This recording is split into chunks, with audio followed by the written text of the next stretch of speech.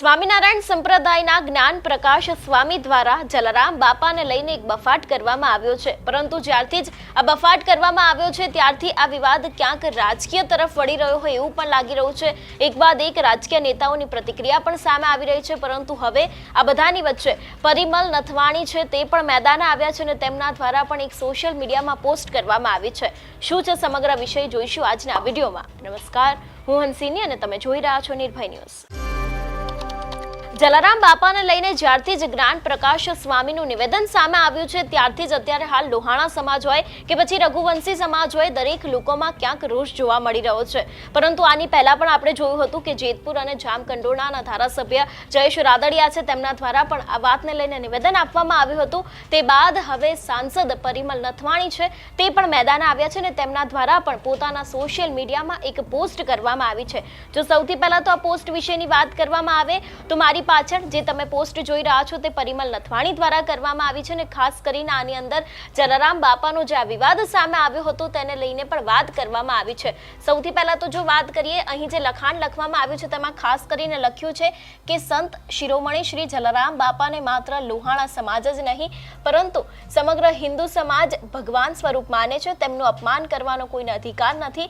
પોતાના સંપ્રદાય કે કોઈ વ્યક્તિને ઊંચા દેખાડવા માટે સમાજને ભ્રમિત કરે તેવા નિવેદનો કરીને જલારામ બાપાને નીચા દેખાડવાનો પ્રયાસ નિંદનીય છે।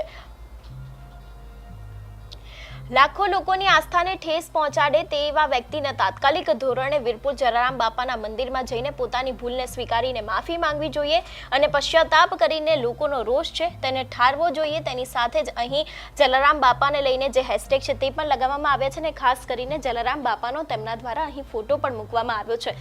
વાત કરવામાં આવે એક વ્યક્તિ વિશેની અહીં વાત કરવામાં આવી છે કે જે તે વ્યક્તિ છે તેને ભૂલ સ્વીકારવી જોઈએ અને માફી માંગવી જોઈએ તેવું પણ તેમના દ્વારા કહેવામાં આવ્યું છે। એટલે ખાસ કરીને અત્યારે હાલ જે જલારામ બાપાને લઈને બફાટ સામે આવ્યો હતો જ્ઞાન પ્રકાશ સ્વામીનો તે પણ હવે દિવસે ને દિવસે લોકોમાં વધતો જઈ રહ્યો હોય એવું પણ લાગી રહ્યું છે। કારણ કે આની પહેલા પણ આપણે જોયું હતું કે લોહાણા સમાજ હોય કે પછી રઘુવંશી સમાજ હોય તે લોકોમાં પણ ક્યાંક આ જ વિષયને લઈને રોષ જોવા મળી રહ્યો હતો અને ક્યાંક આની પાછળ રાજકીય નેતાઓ છે તે લોકો પણ એક બાદ એક નિવેદનો સામે આવ્યા હતા અને ખાસ કરીને હવે પરિમલ નથવાણી છે તેમનું આ એક સૌથી મોટું નિવેદન સામે આવ્યું છે કે જે તે વ્યક્તિ હોય એ વ્યક્તિએ હવે માફી માંગવી જોઈએ અને તે બાદ લોકોનો રોષ છે તેને ઠારવો જોઈએ।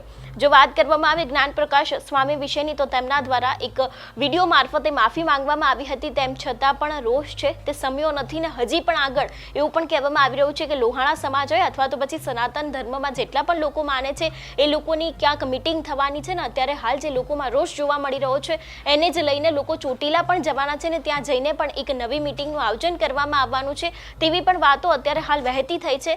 પરંતુ જો વાત કરવામાં આવે આ વિવાદ વિશેની તો હવે એક બાદ એક રાજકીય નેતાઓ છે તે મેદાને આવી રહ્યા છે અને ખાસ કરીને સાંસદ પરિમલ નથવાણી છે તેમના દ્વારા પણ એક પોસ્ટ કરવામાં આવી છે કે ફક્ત ને ફક્ત લોહાણા સમાજ નહીં પરંતુ સમગ્ર હિન્દુ સમાજ જલારામ બાપાને પોતાના ભગવાન સ્વરૂપ માને છે અને તેવા વ્યક્તિનું જો અપમાન કરવામાં આવશે તો તે ચલાવી લેવામાં નહીં આવે તેવી જ પોસ્ટ અત્યારે હાલ તેમના દ્વારા કરવામાં આવી છે। તમારું શું માનવું છે આ વિષયને લઈને અમને કમેન્ટ કરીને ચોક્કસ જણાવજો। તેની સાથે જ અમારી ચેનલ નિર્ભય ન્યૂઝને લાઇક, શેર અને સબસ્ક્રાઇબ કરવાનું ભૂલશો નહીં। નમસ્કાર।